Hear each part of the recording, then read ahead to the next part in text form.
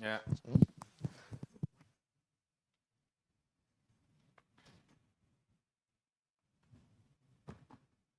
Well, we're coming towards the final interviews at the live lounge here on Saturday at Kartmasters. We've been running with the theme Stars of Kartmasters. We've had plenty of them throughout the day. Someone who has commentated on many stars of Kartmasters and definitely has to go down as one himself as the voice of the event. Henry Beaudette, thank you very much for joining me after talking for 2 days of complete racing here. It's been a busy couple of days. Thanks for having me, Chris. Yeah, it's a bit strange to say I'm the voice of Kartmasters. I realised this year I've been doing this event since 2008. It was only in 2014 that you did it for me because I was away. That's the only event I missed. So I think that makes it my 15th Kartmasters. Wow. The event has changed. It's always been one of the premier events. Trent Valley Kart Club always push the boat out. It's a very sort of maybe a trite thing to say, but it's true. It gets bigger and better every year. The club always tries something new. It didn't always necessarily work, but they always are trying something new now. The live streaming, always trying something new, and I'm just along for the ride and try to bring the excitement of the event to the audience. Originally, it was the audience just here at the circuit. And then I'm thinking, was it 2013 possibly? Yeah, Where I believe it was. they started doing it like a live stream just with the circuit cameras. Yeah. And then you did it in 2014. Then 2015, I think RGMMC came in, and it was the first live stream. And then it's been, Alpha Live have taken over and just got bigger and better every year. And now this year, 30 hours of live coverage. Outstanding. And the viewing figures. The viewing figures that you get just show how much this event resonates, not just in the UK, but around the world. Yeah, and the interaction as well, isn't it, with the fans? Anyone who knows me, I try and do the most professional job I can for the racers, but also the one thing that I've always said is that karting is supposed to be fun. You spend a lot of money, you spend a lot of time, but this is a fun sport. And so I try to make it, and commentating with you, commentating with Alex Goldschmidt, with Charles Draycott, and now I've had Anthony for the last 3-4 years doing it. You try and make it fun. If you're having fun on commentary, then the people are having fun at home. If you get all the racing results right and get the excitement and the drama, but then bring a bit of personality in. We got the camera in the commentary box this year, which and again, you're having a laugh and a joke with it, but it allows you to look the viewer straight in the eye and communicate directly with people who are watching it on their screen around the world.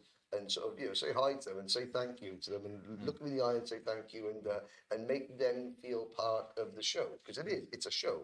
It's sport, but it is entertainment.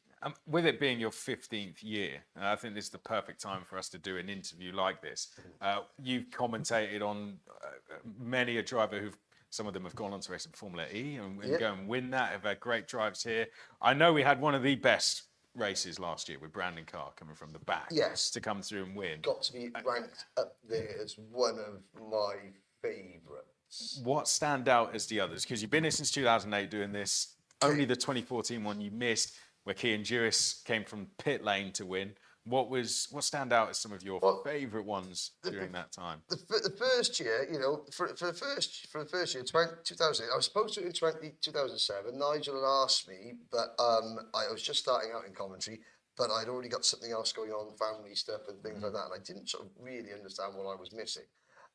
2008, that first year, George Russell won his first GP in Cadet WTP. Alex Albon won in KF3. That was the first year of KF3. So JICA and ICA had just finished, and KF2 and KF3 had just come in. So to see, and KF3 that year was, the first couple of years of KF3 was absolutely outrageously good. Alex Albon won that race. One of the best races I've ever seen, 2009, the second in KF3, Jake Dennis. There was 28 of them on the grid. And in the pre-final, Jake had a breakdown. And so he started from the back. And I mean, this was carefree. It was the likes of Barnacote. It was the likes of Ash Sutton.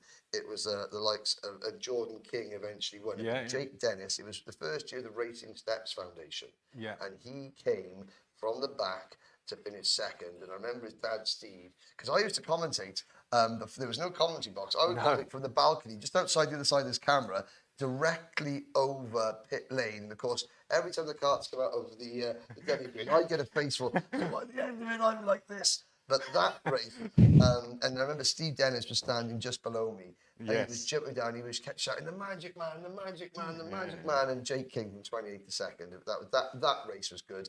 2012 Minimax final in the wet. Philip Rawson won. That was a classic race. As well. Jordan Baines, I make fun of Jordan Baines all the time, but he passed over 200 drivers during Kartmasters in about 2010. Wow. He was in Minimax. It was a full grid, and he started last and then got up to first. Then start last again, and then got up to the lead. And then he would, in the middle of the race, he would spin or get hit off, and then he would have to come back. And we calculated, me and his dad, he passed 200 drivers over the 3 days. Wow. And the first year the stream came in, 2013, there was a classic one in there, wasn't there? With one of the cadets where someone came from third to first. Honda Cadet. So I think it was maybe... Was it 2013 or 2015? Yeah, I believe it was. Where Rory Hudson. That was it. So it was 2012. You're right. Rory Hudson came out of the final corner fourth and crossed the line first. And that was great. And of course, you had the little sort of like security cam. But at the time, it was fantastic. You know, I couldn't believe it. I had to learn because I used to standing outside and just looking at the whole circuit. I had to train myself just commentate on what you're looking at on the screen because that's what makes sense to the viewers. But fourth to first, the final straight, Rory Hudson winning Honda Cadet. That was really good.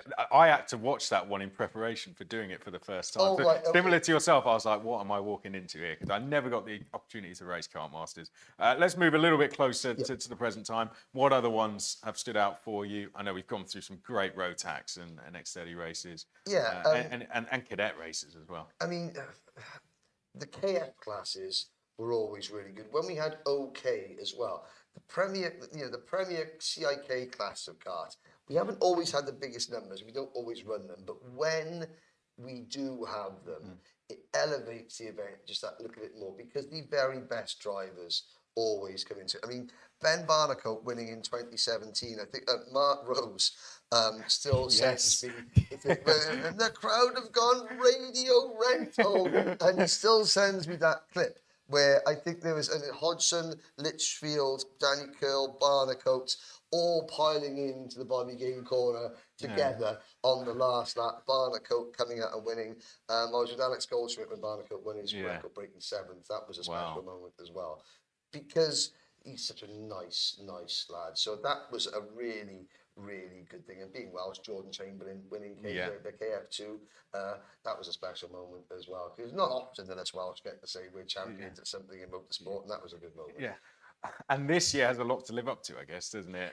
First wet race, you said, from 2012. Yeah, we've had a couple of damp days, but today, that was the worst day since 2012. And in 2012, I was, on the balcony. For that. So I'm trying to have my notes and the commentary box, keep it on the table and stop it blowing away, getting soaking wet. That was a crazy day. Today has been there. Hopefully tomorrow. I think tomorrow is supposed to be dry. But what it does do is that Kartmasters is known for the slipstreaming racing, the last gasp efforts. But then today we got to show how skilled the drivers are in the wet when the track is flooded. And again, the great work by Alpha Live, the cameras, to show the drivers. You can see the whites of their eyes. You can see them in the karts. It gives myself and Anthony a chance to sort of tell the viewers just how talented these young men and women are. That's really special. And the things were, one year, the Kartmasters was sponsored by a local Peugeot Citroën dealership. And the raffle prize was, I think it was like a Citroën C2, a brand new car. And all the drivers were entered into it, cadet up to the seniors.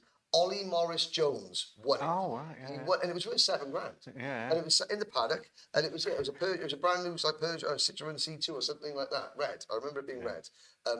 Things like that, Trent Valley Car comes like, well, why not give away a car? Why not do something different? And remind me, I mean, Anthony was in here earlier, the wave. Last year, the wave.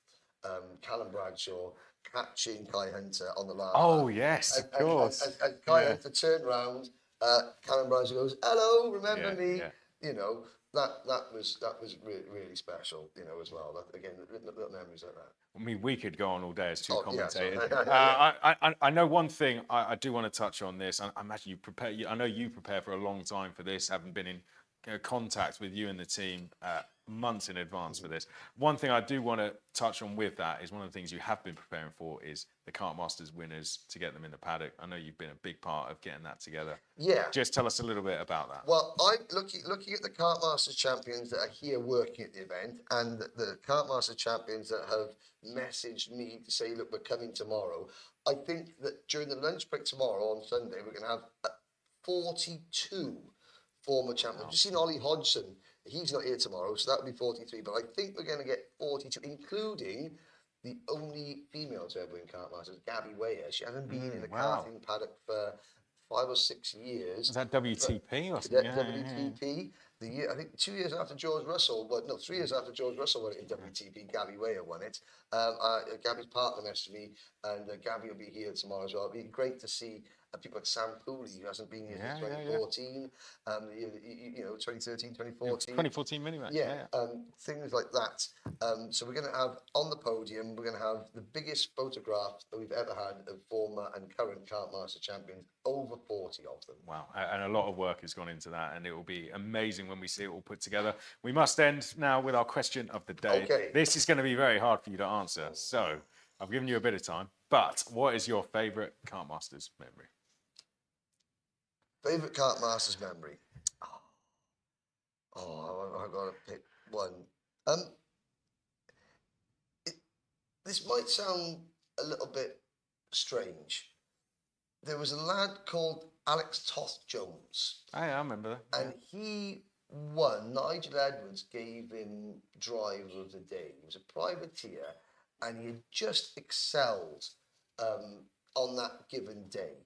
And the look on his face and the look he gave his dad, I mean, it gets me down, because that was the moment between a father and a son who loved the sport. There was no sort of dreams of being a Formula One star or anything like that. It was just they loved that sport. They had done really well at the biggest, and they'd been rewarded when they weren't expecting it.